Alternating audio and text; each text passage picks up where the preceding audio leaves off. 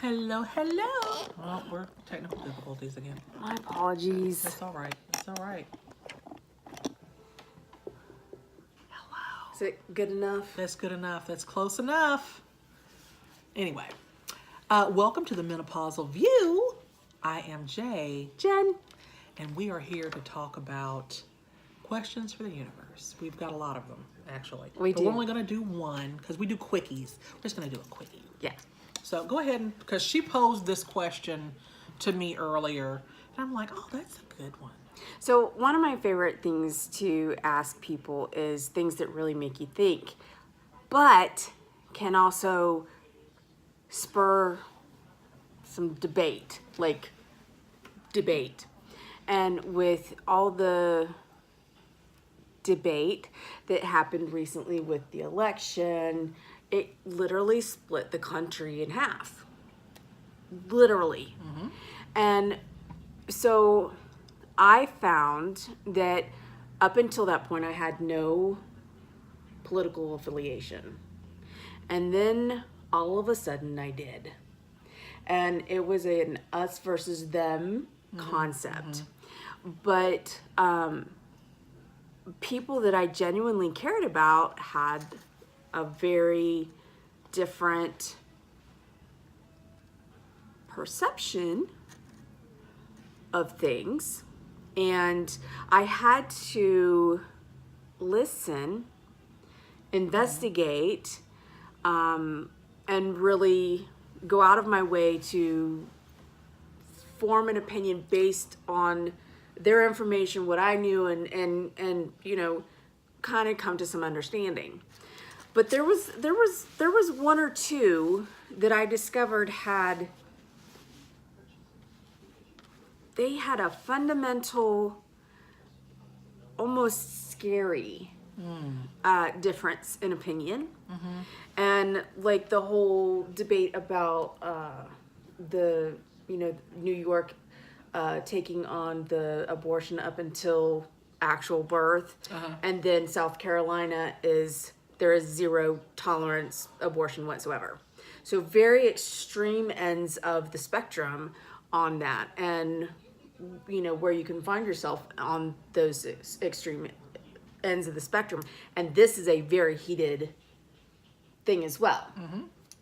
So And we're not asking for your No. political affiliation. We're not. That's not what this argument not what is this is about. about. This question is something different. So go what ahead. we want to know, without political affiliation conversations, without us versus them, And it doesn't have to be politics. This can be that's something anything. just in, anything, religion. yeah, it can be... The hair color is wrong. I don't care. They're fat and you're skinny. I don't know.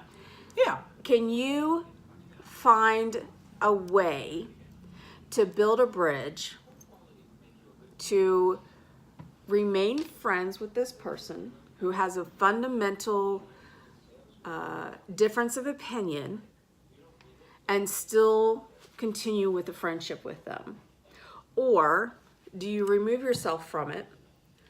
Or do you simply not talk about that?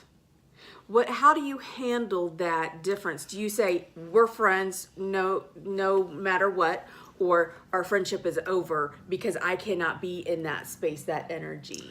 I think that when you say, oh, we can't be friends anymore, I don't need that same energy, then there's not an opportunity for a teaching moment. Exactly. And so I think that especially where it comes to people that are diehard whatever, so they're militant about whatever it is.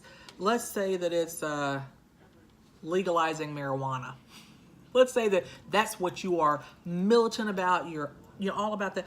Well, I may feel like I don't really want, and I'm not saying that one way or the other, but I'm saying that you might have on the other side somebody that's like, you know what, I have my reasons, but I am vehemently against any additional things being added to whatever, Right. as far as legalization is concerned. I think that when you cut off that when you cut off access, you both can learn from one another and hopefully opening meet up somewhere in the middle. So, right. so the reason why I brought all this up, not just, the extreme end of it was politics and religion, but I'm a DC Comics fan. Okay. Okay. Uh-huh. And I am vehement about the fact that DC started comics. DC, started the superhero genre, Superman, Batman, Wonder Woman. Right. And they are, in my opinion, the best comic books. Right. But then you have your Marvel people. And see, so I will get into very heated debates for hours with my Marvel fan friends. Right. And I actually have a blast when we're debating.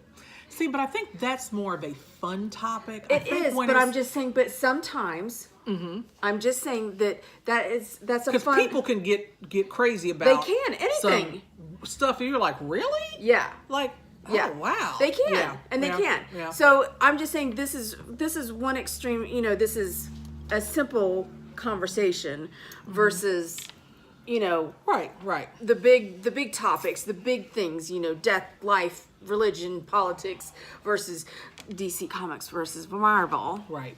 But the whole point is learning to open up the line of communication and listening to the other side. You may not agree with them when you're finished, but you will have at least, and if you listen to receive the information, not listen to reply, you may come away with a little bit more understanding of that other side, Right. to the point where you can be like, I hadn't thought about it that way, but now that you've pointed it out, when I see this ABC, I can go from this vantage point now, whereas before I only had this vantage point. Now I have this vantage point. Right. So I have more vantage points and I can come at it from a different perspective. It's okay to see things from another angle, to see things through somebody else's eyes.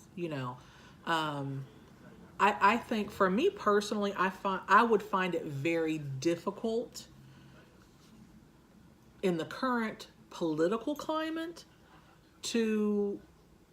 because there are some things that are being espoused that are detrimental for me as a human being and my rights as a human being. So I think, from a political standpoint, it would be very difficult for me to be close friends with someone that, knowing me, still felt that way, that my oppression was okay. Like it was okay to oppress me to get to whatever the end result is that would benefit them. Because that's not how I'm built. Right. I would never oppress another another human being for personal gain. And here's the reason why I brought this question up. I do have a friend that has a very different opinion on the political front. And we have had some very intelligent, loud conversations, but in so much as what I have discovered is, while he may be on the opposite side of the fence that I'm on, there are many things that he agrees with me on in regards to what my concerns are. My concerns as a female and so forth. I won't go into my political discourse here, but the point is that some of the things that I'm able to articulate are what I see as a fundamental problem. He's able to say, I can see why you feel like that is a fundamental problem, and I agree with you on that front. Right. So the point is that we have opened up, it's almost like a sparring kind of thing. And on some levels I enjoy it because it challenges not just, the relationship and makes it stronger, but it also challenges my thoughts and makes me sit back and say, am I looking at this from the wrong perspective? Am I seeing things from the wrong side of things? And if I pull this perspective in, am I going to, at least understand where the other side is coming from? And I have to say that my anger level that I used to have has dissipated to a degree, because I think that on both sides, they're like, yes, this is what we like. No, this is what we don't like. And it's kind of similar over here. It's not everything is exactly the way it's supposed to be or not supposed to be. There's, bits and pieces, and it's hard to pick it out and say, this is vehemently where I stand, because there's so many things that aren't in accordance to what they want. So just assuming that they're on the other side of the political spectrum doesn't necessarily mean that they are what I Very thought. few things are black and white. Yeah. That there's some gray area there too. However,